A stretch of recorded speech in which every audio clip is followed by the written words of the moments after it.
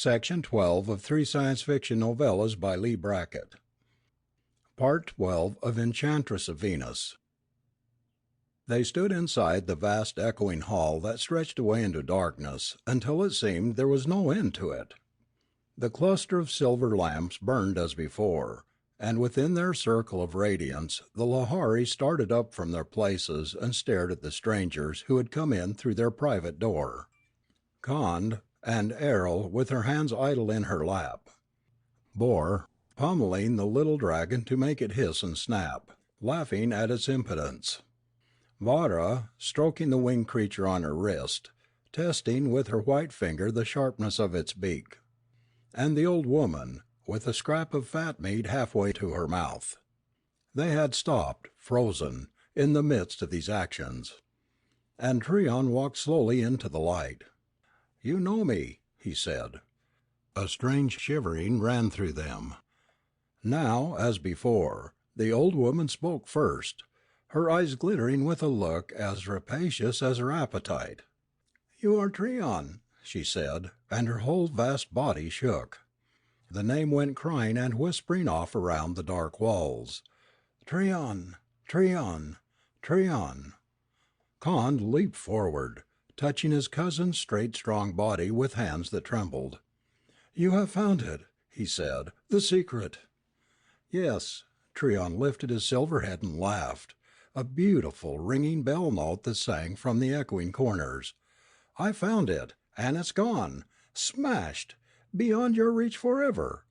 Egil is dead, and the day of the Lahari is done." There was a long, long silence, and then the old woman whispered, "You lie." Tryon turned to Stark. "Ask him, the stranger who came bearing doom upon his forehead. Ask him if I lie." Cond's face became something less than human. He made a queer, crazed sound and flung himself at Tryon's throat. Bor screamed suddenly. He alone was not much concerned with the finding or the losing of the secret, and he alone seemed to realize the significance of Stark's presence. He screamed, looking at the big dark man, and went rushing off down the hall, crying for the guard as he went, and the echoes roared and racketed. He fought open the great doors and ran out, and as he did so the sound of fighting came through from the compound.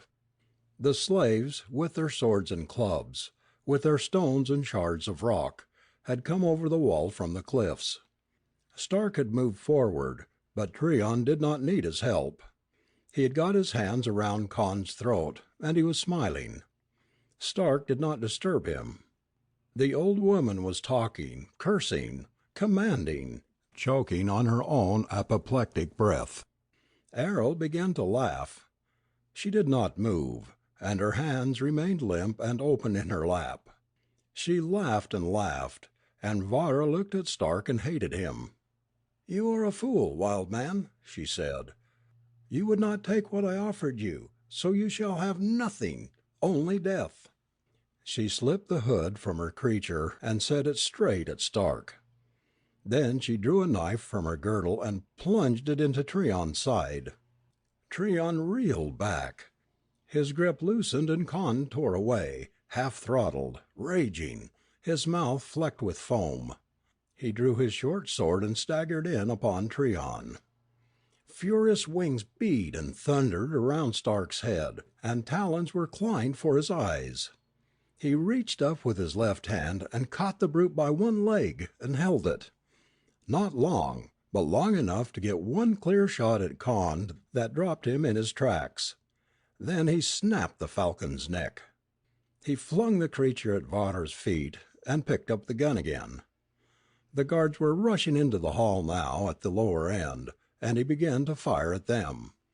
Tryon was sitting on the floor. Blood was coming in a steady trickle from his side, but he had the shock weapon in his hands, and he was still smiling. There was a great boiling roar of noise from outside. Men were fighting there, killing, dying, screaming their triumph or their pain. The echoes raged within the hall, and the noise of Stark's gun was like a hissing thunder. The guards, armed only with swords, went down like ripe wheat before the sickle. But there were many of them, too many for Stark and Tryon to hold for long. The old woman shrieked and shrieked, and was suddenly still. Helvey burst in through the press, with a knot of collared slaves. The fight dissolved into a whirling chaos. Stark threw his gun away. He was afraid now of hitting his own men. He caught up a sword from a fallen guard and began to hew his way to the barbarian. Suddenly Tryon cried his name. He leaped aside, away from the men he was fighting, and saw Varvara fall with the dagger still in her hand. She had come up behind him to stab, and Tryon had seen and pressed the trigger stud just in time. For the first time there were tears in Tryon's eyes. A sort of sickness came over Stark. There was something horrible in this spectacle of a family destroying itself. He was too much the savage to be sentimental over Varvara, but all the same he could not bear to look at Tryon for a while. Presently he found himself back to back with Helvey, and as they swung their swords, the shock weapons had been discarded for the same reason as Stark's gun. Helvey panted, "It's been a good fight, my brother. We cannot win, but we can have a good death, which is better than slavery." It looked as though Helvey was right. The slaves, unfortunately, weakened by their long confinement, worn out by overwork, were being beaten back. The tide turned, and Stark was swept with it into the compound, fighting stubbornly. The great gate stood open. Beyond it stood the people of Sharoon, watching, hanging back, as Tryon had said. They would wait and see. In the front, leaning on his stick, stood Larrabee the Earthman. Stark cut his way free of the press. He leaped up onto the wall and stood there, breathing hard, sweating, bloody, with a dripping sword in his hand. He waved it, shouting down to the men of Sharoon. "What are you waiting for, you scuts, you women? The Lahari are dead. The lost ones are freed. Must we of earth do all your work for you?" He looked straight at Larrabee. Larrabee stared back, his dark suffering eyes full of bitter mirth. "Oh, well," he said in English, "why not?" He threw back his head and laughed, and the bitterness was gone. He voiced a high, shrill, rebel yell, and lifted his stick like a cudgel, limping toward the gate, and the men of Sharoon gave tongue and followed him. After that it was soon over. They found Boor's body in the stable pens, where he had fled to hide when the fighting started. The dragons, maddened by the smell of blood, had slain him very quickly. Helvey had come through alive, and Larrabee, who had kept himself carefully out of harm's way after he had started the men of Sharoon on their attack. Nearly half the slaves were dead, and the rest wounded. Of those who had served the Lahari, few were left. Stark went back into the great hall. He walked slowly, for he was very weary, and where he set his foot there was a bloody print, and his arms were red to the elbows, and his breast was splashed with the redness. Tryon watched him come, and smiled, nodding. "It is as I said, and I have outlived them all." Errol had stopped laughing at last. She had made no move to run away, and the tide of battle had rolled over her and drowned her unaware. The old woman lay still, a mountain of inert flesh upon her bed. Her hand still clutched a ripe fruit, clutched convulsively in the moment of death, the red juice dripping through her fingers. "Now I am going too," said Tryon, "and I am well content. With me goes the last of our rotten blood, and Venus will be the cleaner for it. Bury my body deep, stranger with the fierce eyes. I would not have it looked on after this." He sighed and fell forward. Boor's little dragon crept whimpering out from its hiding place under the old woman's bed and scurried away down the hall, trailing its dragging rope. Stark leaned on the taffrail, watching the dark mass of Sharoon recede into the red mists. The decks were crowded with the outland slaves, going home. The Lahari were gone, the lost ones freed forever, and Charoon was now only another port on the Red Sea. Its people would still be wolf's heads and pirates, but that was natural, as it should be. The black evil was gone. Stark was glad to see the last of it. He would be glad also to see the last of the Red Sea. The offshore wind set the ship briskly down the Gulf.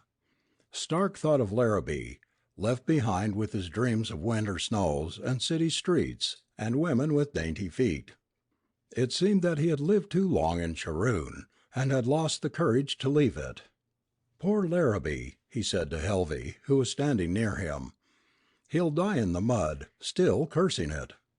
Someone laughed behind him. He heard a limping step on the deck and turned to see Larrabee coming toward him. "I changed my mind at the last minute," Larrabee said. "I've been below, lest I should see my muddy brats and be tempted to change it again." He leaned beside Stark, shaking his head. "Ah, well, they'll do nicely without me. I'm an old man, and I've a right to choose my own place to die in. I'm going back to Earth with you." Stark glanced at him. "I'm not going to Earth." Larrabee sighed. No, I suppose you're not. After all, you're no Earthman really, except for an accident of blood. Where are you going?" "I don't know. Away from Venus, but I don't know where yet." Larrabee's dark eyes surveyed him shrewdly. "A restless, cold-eyed tiger of a man, that's what Vada said. He's lost something, she said. He'll look for it all his life and never find it." After that there was silence. The red fog wrapped them, and the wind rose and sent them scudding before it. Then, faint and far off, there came a moaning wail, a sound like broken chanting that turned Stark's flesh cold. All on board heard it. They listened, utterly silent, their eyes wide, and somewhere a woman began to weep. Stark shook himself. "It's only the wind," he said roughly, "in the rocks by the strait." The sound rose and fell, weary, infinitely mournful, and the part of Stark that was N'Chaka said that he lied. It was not the wind that keened so sadly through the mists. It was the voices of the lost ones who were forever lost. Zareth, sleeping in the Hall of Kings, and all the others who would never leave the dreaming city and the forest, never find the light again. Stark shivered and turned away, watching the leaping fires of the strait sweep toward them. End of section 12. End of Enchantress of Venus.